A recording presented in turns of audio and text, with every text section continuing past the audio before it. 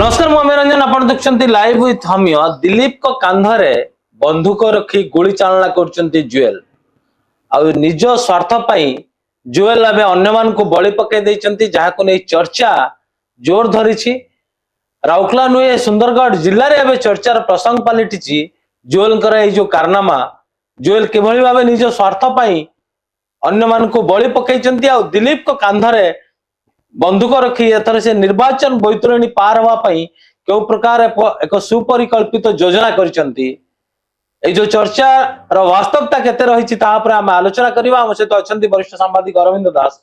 Sir देखंतु जुएलराम एथर जो स्थिति सुंदरगढ़ जिल्ला रे थिला जुएल कर पॉजिटिव अपेक्षा नेगेटिव चर्चा तंक नारे बहुत अधिक थिला आ एक प्रकार जुएल एथर हारुतले था या पूर्वरु जहां एबे भी तांकर स्थिति सेमती नाही जितिबार स्थिति नाही जहां ग्राउंड रिपोर्ट कहूची जदियो मोदी को नारे वोट अछि किंतु जुएल को नारे वोट नाही।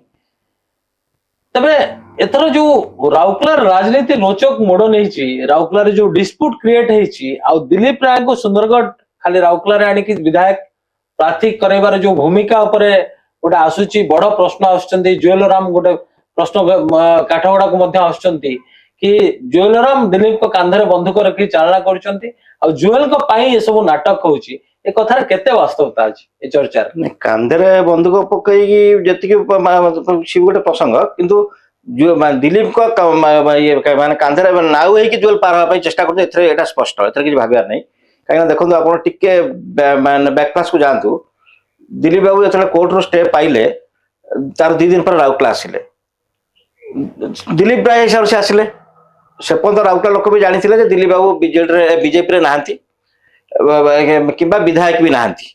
दिलीप बाबू किंतु कोर्ट रोड स्टे पाई पनिशमेंट एगेंस्ट रे किंतु जुएल बाबू जना अच्छी से माने बीजेपी नेता सर्वभारतीय नेता सुंदरगढ़ सांसद एवं से parliament standing committee defence chairman भी अच्छा से गोटे कैबिनेट स्टेटस भी एंजॉय करछंती किंतु जुएल बाबू एयरपोर्ट भितर को जाके दिलीप बाबू स्वागत कले सेठू से इंडिकेट करदे आज मोर स्वार्थ लुचि रही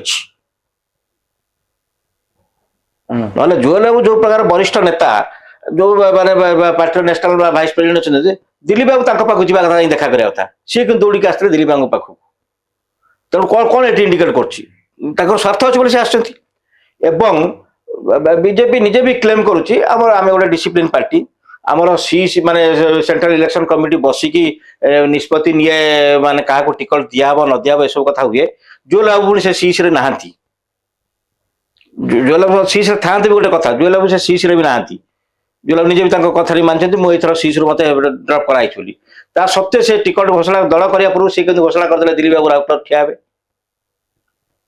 बीजेपी प्रार्थी हेबे तांको दलर बोली ता माने जुएल बाबू कोट ना कोठी निजको गोटे इनसिक्योर फिल करते से पर्यंत दिलीप बाबू गोटे आगे आसीगले कि ट्रम्प कार्ड बोली भावीदे जहाँफल जो गोटे कथा आपले अन्य मानक सहित बड़ी पकाई भी कुठावत कले जोटा कि नहीं बीजेपी किसी असंतोष जारी रहा किसी असंतोष भी रही आप जो आर प्रसंग कहले वास्तव में जुएल बाबू विरुद्ध में आलिगेसन ना आलिगेसन एवं भी अच्छी स्टिल कंटिन्यूइंग तेणु जुएल बाबू भल कि जापारती जे तांको पाई कि अनेक जगह से माने विरोध सम्मुखीन होती एगेंस्ट भोट जाउछि असेंबली सेगमेंट रे तो तांकर संपूर्ण भरोसा रहउछि राउरकेला रघुनाथपुर जदि प्रकृत से फील्ड कला जितबार संभावना बहुत अच्छी कहीं दिलीप तिर्की थरे भी बहुत बड़ा टक्कर देइछन्ति विगत दिन में 2014 मसीह एवं 2014 जुएल ग्राफ आउ तलू को जाइछि तेणु दिलीप राय आसिले माने जदि राउरकेला अधिक भोट से पाई पारे 2014 में दिलीप राय आसिले राउरकेला अनेक भोट भी अधिक भोट भी देइथिले तेणु सही आशा जुएल बाबू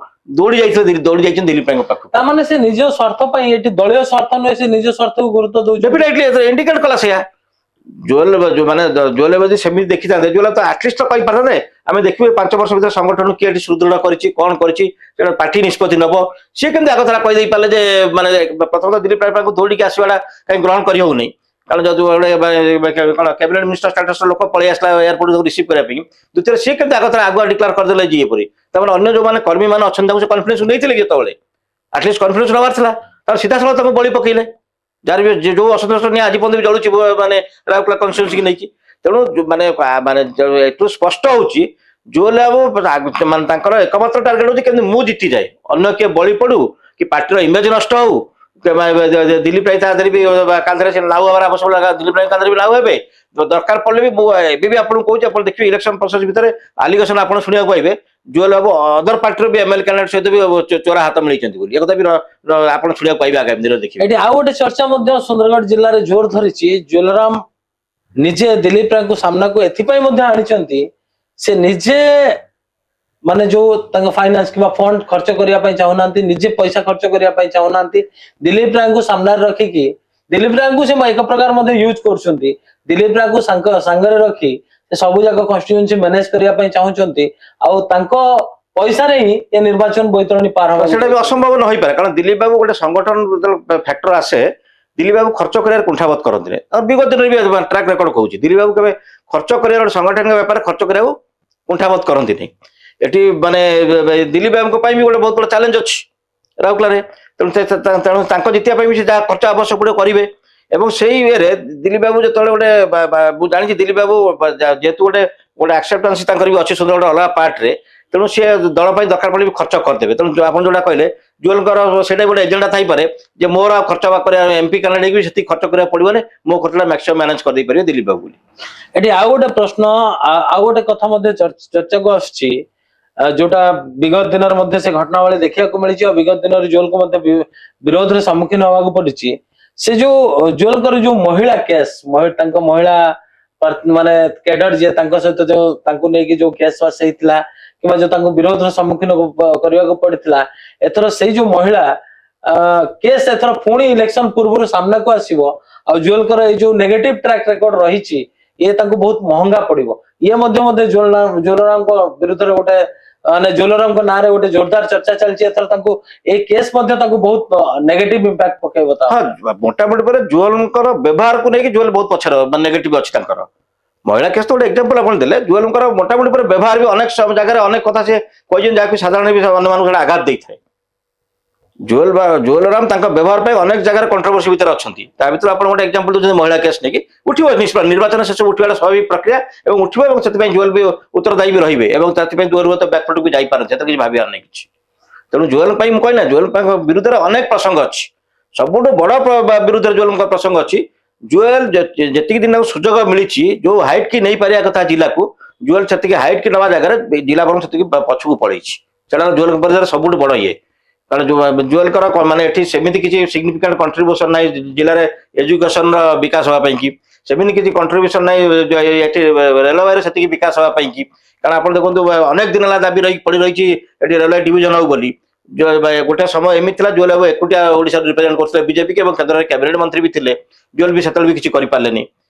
5 ମାସ ଏଠି ସାଂସଦ ଅଛନ୍ତି ଏବଂ ଜୁଏଲ ଏକମାତ୍ର ସେତେବେଳେ ଏମପି ସୁନ୍ଦରଗଡ଼ର, ଦିଲ୍ଲୀପ ରାୟ ଏମଏଲଏ ରାଉରକେଲା, ଏବଂ ଦିଲ୍ଲୀପ ରାୟ ଯେତେବେଳେ କୁହାଯାଉଥିଲା ବି ନରେନ୍ଦ୍ର ମୋଦିର ପାଖ ଲୋକ। ଆଇଆଇଏମ୍ ଓଡ଼ିଶାରେ ଖୋଲା, ରାଉରକେଲାରେ ହେଇପାରିଲାନି। ସେଠି ବି ତାଙ୍କର ଦିଲ୍ଲୀପ ରାୟ ଏବଂ ଜୁଏଲଙ୍କ ନେତୃତ୍ୱର ସେଠି ଗୋଟେ ବିଫଳତା ବୋଲି କହିହେବ। କାରଣ ଇଏ ସମ୍ବଲପୁରରେ କେହି ନଥାନ୍ତି ରିପ୍ରେଜେଣ୍ଟେଟିଭ ବିଜେପିର, ନା ସେଠି ଏମଏଲଏ ବିଜେପିର ଥିଲେ ନା ଏମପି ବି ବିଜେପିର ଥିଲେ। କିନ୍ତୁ ସମ୍ବଲପୁରରେ ଆଇଆଇଏମ୍ ହେଇଗଲା, ପୁଣି ହେଲା କୋଉଠି ନା ଗୋଟେ ଭଡା ଘରେ ଆରମ୍ଭ ହେଲା। ପୁଣି ଏଠି ପୁଣି ଏନ୍ଆଇଟି ଡାଇରେକ୍ଟର ପ୍ରପୋଜାଲ ଦେଇଥିଲେ, ଏଠି ଆପଣ କ୍ଲାସ ଆରମ୍ଭ କରିପାରନ୍ତି। ଏଠି ଗୋଟେ ବିପୁଟ ବି ଥିଲା। ଏଠି ଭଙ୍ଗା ଫାଟିଆ ହଉ ଗୋଟେ ଏୟାରପୋର୍ଟ ଥିଲା, ସମ୍ବଲପୁର ସେତିକ ବି ନଥିଲା। ତେଣୁ ଜୁଏଲରାମଙ୍କର ଯୋଉ ଲିଡରସିପ ଫେଲୁଅର ଏଠି ଅନେକ ମାତ୍ରାରେ ଦେଖା ଦେଇଛି। ଆପଣ ଯଦି ହେମାନନ୍ଦ ବିଷୟରେ ଏଠି କାହିଁ ଭିକ୍ଟିମ ହେଲେ, ହେମାନନ୍ଦ ଯେତେବେଳେ ଭିକ୍ଟିମ ହେଲେ, ଆପଣଙ୍କର ମନେ ଥିବ ନାହିଁ ଯେତେବେଳେ ଇଏସ୍ଆଇ ହସ୍ପିଟାଲ ହବ ବୋଲି ଓଡ଼ିଶାରେ ଯେତେବେଳେ ଦାବି ହେଲା, ସେତେବେଳେ ସୁନ୍ଦରଗଡ଼ ଜିଲ୍ଲାର ଜେନ୍ୟୁଇନ୍ ଡିମାଣ୍ଡ ଥିଲା, ସେଟା ସୁନ୍ଦରଗଡ଼ ହବା କଥା। କିନ୍ତୁ ସେଟା ଆଇପିରେ ମ୍ୟାନିପୁଲେସନ କରାହେଇକି ସେଟା କରାହେଇଗଲା ଭୁବନେଶ୍ୱର ହବ ବୋଲି। ଏବଂ ସେତେବେଳେ ହେମାନନ୍ଦ ବାବୁ, ଆପଣଙ୍କର ମନେ ଥିବ କି ନା, ହେମାନନ୍ଦ ବାବୁ ସେତେବେଳେ ପାର୍ଲାମେଣ୍ଟାରୀ ଷ୍ଟାଣ୍ଡିଂ କମିଟିର ଲେବର ଇଏର ଚେୟାରମ୍ୟାନ ଥିଲେ। ଆଉ ଇଏ ସେଟା ଲେବର ଅଣ୍ଡରରେ ବି ଆସୁଛି। ତା ସତ୍ତ୍ୱେ ବି ହେମାନନ୍ଦ ବାବୁଙ୍କ କଥା ରହିଲାନି। ହେମାନନ୍ଦ ବାବୁ ସୁନ୍ଦରଗଡ଼ ନ କରିପାରିଲେ, ଭୁବନେଶ୍ୱରକୁ ସିଫ୍ଟ କଲା ଇଏସ୍ଆଇ ହସ୍ପିଟାଲ। 25 ଏକର ଜାଗା ଆଲଟମେଣ୍ଟ ହେଲା, ପାଚେରୀ ବୁଲିଲା। ଆହୁରି ଇଣ୍ଟରେଷ୍ଟିଂ ହଉଛି, ତାପରେ ହେମାନନ୍ଦ ବାବୁ ଏଠି ଜିତେଇକି ଆସିଲେ ଏବଂ କେନ୍ଦ୍ରରେ ବି ବିଜେପି ଗଭର୍ଣ୍ଣମେଣ୍ଟ ହେଲା, ବିଭିନ୍ନ କଥା ହେଲା, ସେ ଇଏସ୍ଆଇ ହସ୍ପିଟାଲ ସିଧା ଓଡ଼ିଶାରୁ ଡ୍ରପ୍ ହେଇଗଲା। ସେ ବି ଗୋଟେ ଜୁଏଲରାମଙ୍କ ପାଇଁ ଗୋଟେ ଫେଲୁଅର। ଇଏସ୍ଆଇ ହସ୍ପିଟାଲ ଥିଲେ ଯୋଉ ଇଣ୍ଡଷ୍ଟ୍ରିଆଲ ୱାର୍କର ଏମାନେ ତ ବେନିଫିଟେଡ୍ ହେଇଥାନ୍ତା ନା। ତେଣୁ ଜୁଏଲରାମଙ୍କର ଫେଲୁଅରର ଅନେକ ଏକ୍ସାମ୍ପଲ ଅଛି। ତେଣୁ ତା ଭିତରେ ଆପଣ ଯୋଉ ମହିଳାଙ୍କ ପ୍ରତି ସେ ବି ଗୋଟେ ଇସ୍ୟୁ ଅଛି, ଜୁଏଲରାମଙ୍କର ଫେଲୁଅରର ଏଠି ଅନେକ ଏକ୍ସାମ୍ପଲ ରହିଛି। ନିଶ୍ଚିତ ଭାବେ ଏଥର ଯୋଉ ଚର୍ଚ୍ଚା ରହିଛି ସୁନ୍ଦରଗଡ଼ରେ कि दिलीप को कांधरे बंदूक रखी एठी खेल खेलुचंती जुएल राम ए चर्चार वास्तवता केते थिला ताहा पर आमे चर्चा करथुलो। निश्चित भाबे जुएल राम ए जो प्लान करिसंती आ जो प्लान को आमे आज यदि एनालिसिस करबा ए प्लान रो सत्यता मध्ये सामना को आछी तार केते सफल हेबो ये तो समय कहबो। किंतु जुएल राम को ए जो प्लान बहुत महंगा भी पड़ी पारे तांका पई बुमेरांग मध्ये होई पारे कारण जुएलराम कर एठी विफलतार कहानी जो विफलतार लंबा चिठा अछि ता सत्ते जो दलीय कर्मी मध्य दलीय नेता मध्य अंतकंदल सृष्टि करबा वाद विवाद सृष्टि करबा निज स्वार्थ पई अन्य को बलिदान देवा निज स्वार्थ पई निज नेता को गोड़ टाणीबा ये मध्य जुएलराम को पई निश्चित भावे तांकर बुमेरांग साबित हबो आ जुएलराम को या पई बड़ चैलेंज बा बड़ थ्रेट मध्य हबो। तो देखा जाऊ समय कहबो जुएलराम तांकर निज प्लान रे सफल होउचंती ना निज प्लान रे निजे फसुचंती। नमस्कार।